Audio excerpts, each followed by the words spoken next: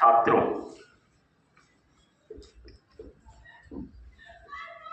जब 43 नहीं 34 साल पार हो गए थे, 34 साल के बाद यही राष्ट्रीय शिक्षा नीति 2020 का आगमन हुआ। इसके पहले जो ड्राफ्ट बना था उसका नामकरण था न्यू एजुकेशन पॉलिसी, यानी नई शिक्षा नीति। लेकिन ड्राफ्ट को जब असली रूप जामा पहनाया गया, वह राष्ट्रीय शिक्षा नीति 2020 यानी 2020 के नामकरण से हमारे सामने यह नीति प्रस्तुत हुई। इसी एक शब्द में,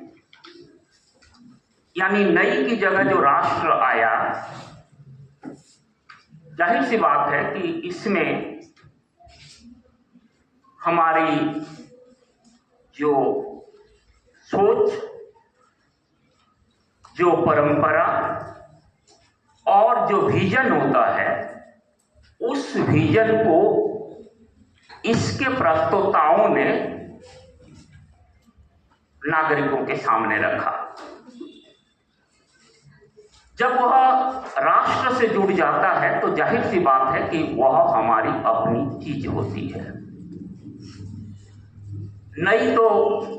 जाहिर सी बात है कि कभी पुरानी भी बन जाती है और बन जाएगी भी। सबसे पहले मैं एक डिस्क्लेमर दे दूं कि अभी 2022-23 में इसका जो है लागू हुआ है बंगाल के संदर्भ में। लागू राष्ट्रीय शिक्षा नीति होगी या नहीं, इसे लेकर राज्य सरकारों में और खास करके हमारी जो राज्य सरकार है उसमें भी बड़ा ही यूं कहेंगे कि बहुत सोच में थी। मेरे विश्वविद्यालय में जब इस पर बात हुई तो विश्वविद्यालय की तमाम समितियों ने तमाम एफिलिएटेड कॉलेजेस के प्रिंसिपल लोगों के साथ मीटिंग करने के बाद मैंने जो रिजोल्यूशन लिखा था वो लिखा था स्टेट के एजुकेशन डिपार्टमेंट को कि बहुत जल्दबाजी हो जाएगी अगर हम इसे 2023 से लागू करते हैं। तो 1 साल का समय दीजिए, आधारभूत ढांचा तैयार कर लें, फिर हम इसे 2024 शिक्षा सत्र से लागू करेंगे। उसके पहले हमारे माननीय जो शिक्षा मंत्री हैं, उन्होंने यहां तक कह दिया था कि हम अभी इसके बारे में कुछ सोच नहीं रहे हैं। 1 सप्ताह भी नहीं बीता था और हम लोगों ने यह दिया, लेकिन किसी विशेष कारण से बहुत जल्दबाजी में राष्ट्रीय शिक्षा नीति 2020 लागू हो गई। अचानक हमारे जो रिजोल्यूशंस थे विश्वविद्यालय के, उसके बस 7 दिन बाद अचानक हमें पता चला कि नहीं, गवर्नमेंट ऑफ वेस्ट बंगाल यानी बंगाल की सरकार ने, राज्य सरकार ने नई शिक्षा नीति यानी राष्ट्रीय शिक्षा नीति को 2023 से ही लागू कर दिया है।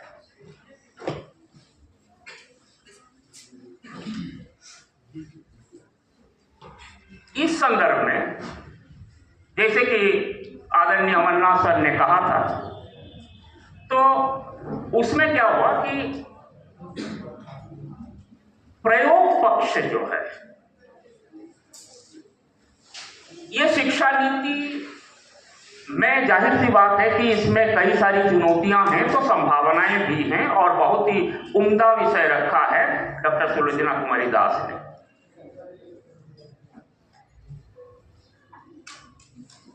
पहली बात तो यह है कि क्या कारण है, मैं केवल सवाल कर रहा हूं, क्या कारण है कि जब राष्ट्रीय शिक्षा नीति लागू हुई और उसका पहला सेमेस्टर का रिजल्ट आया तो कलकत्ता विश्वविद्यालय का पासिंग परसेंटेज यानी उत्तीर्ण होने की जो प्रतिशत है वह मात्र 44% रहा। दूसरा प्रश्न, क्या कारण है कि तमाम स्कॉलरशिप राज्य सरकार की ओर दी जाने के बावजूद पूरे बंगाल में अंडर ग्रेजुएट्स में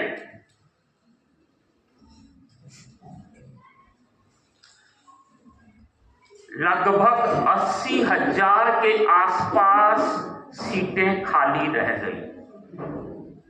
वो सीटें भरी नहीं।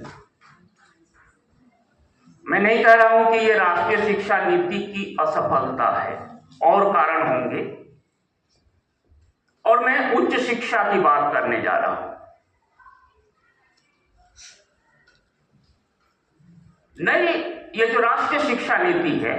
ये दो सवाल है मेरे, इसके सामाजिक, आर्थिक, सांस्कृतिक तमाम परिदृश्य हो सकते हैं और इस पर हमें सोचना पड़ेगा। यह भी सच है, मात्र एक साल में किसी शिक्षा नीति को आप असफल या सफल या महान या अभूतपूर्व या फैंटास्टिक अगर आप कहते हैं, घोषित करते हैं, तो यह बहुत जल्दबाजी होगी। कम से कम 5 साल, यानी 2020 तो है, लेकिन अब 25 आ गया तो 5 साल तो हो गया, लेकिन तमाम राज्यों में, हालांकि 2-3 राज्यों ने इसे माना भी नहीं अभी, उन लोगों ने कहा कि हम अपने ढंग से मानेंगे। सवाल यही खड़ा होता है कि एक समय देना पड़ता है और उसके बाद हम विश्लेषण kरेंगे कहां तक सफल है, असफल है, तब जाके एक मुकम्मल तस्वीर जो है हमारे सामने पेश होगी। रही बात राष्ट्रीय शिक्षा नीति की, इसमें जब दिल्ली में कई मीटिंग हुई और पाठ्य पुस्तकें, इसकी सबसे बड़ी बात यह है कि पाठ्य पुस्तकें जो है वह मातृभाषा में दी जाएगी और उसके लिए भारत सरकार के बजट में ही अलग से प्रावधान है, निर्माण किया जाएगा और वो पाठ्य पुस्तकें छात्रों को मुफ्त में वितरित की जाएगी। बहुत अच्छी कोशिश है, यानी बहुत बड़ा प्रयास है। उसके जो संयोजक थे उन्होंने मुझे बंगाल, उड़ीसा, असम आदि प्रांतों की पाठ्य पुस्तकों के बारे में उन्होंने पूछा कि क्या वहां अपनी भाषाओं में, अपनी भाषा में क्या पाठ्य पुस्तकें दी गई हैं, मिलती हैं। मैंने कहा ये आज से नहीं, बंगाल में चाहे वह राजनीति शास्त्र का विषय हो, तर्कशास्त्र का विषय हो या अन्य किसी भी विषय हो, भौतिकी का हो, रसायन शास्त्र का हो, वह बांग्ला माध्यम में पुस्तकें बहुत वर्षों से प्रचलित हैं और उसके लिए एक बोर्ड भी है, पाठ्य पुस्तक बोर्ड भी है। तो इसीलिए बेहतर यही होगा कि यह जो समिति गठित हुई है, आप संयोजक होने के नाते आप राज्य पुस्तक बोर्ड की जो महत्वपूर्ण किताबें हैं उन किताबों के साथ, यानी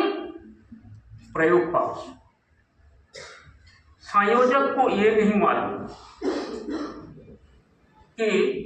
मातृभाषा के माध्यम में पुस्तकें और बेहतरीन पुस्तकें प्रचलित हैं, बढ़ी जा रही हैं, और तो जाहिर सी बात है कि बहुत सारी चीजें हैं इसमें, जैसे संस्कृति का संरक्षण। तमाम जो पांडुलिपियां हैं उन पांडुलिपियों का संरक्षण करना, डिजिटाइजेशन करना और पूरी तरह से जो हमारी संस्कृति है, परंपरा है, उसके साथ जोड़ना, शिक्षा व्यवस्था को जोड़ने की बात।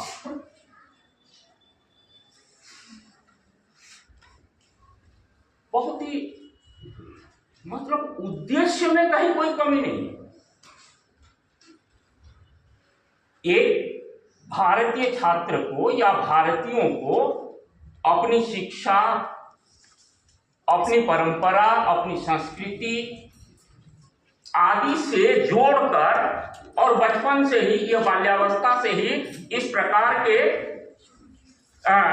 शिक्षा प्रदान करने की जो बात आई है, यह जाहिर सी बात है कि बहुत महत्वपूर्ण विषय है और यह प्रशंसनीय कार्य है, क्योंकि शिक्षा एक ऐसी चीज है जिसके माध्यम से कि हम केवल अपनी आर्थिक स्थिति का उपयोग हम नहीं कर सकते, विकसित नहीं करते हैं, बल्कि शिक्षा का संबंध राष्ट्र के उत्थान से है। शिक्षा और स्वास्थ्य दो महत्वपूर्ण विषय है। और किसी ने सही कहा है, अगर आप किसी देश का चरम विकास करना चाहते हैं तो इन दोनों अंगों का विकास कर दीजिए, आपको और कुछ करने की जरूरत नहीं है। और किसी देश की कमर तोड़ना चाहते हैं तो शिक्षा और स्वास्थ्य के क्षेत्र में उसका आप पतन कर दीजिए, तो वह देश अपने आप में बिगड़ जाएगा। 90 के बाद MNC आई, बहुराष्ट्रीय कंपनियां आई, और ये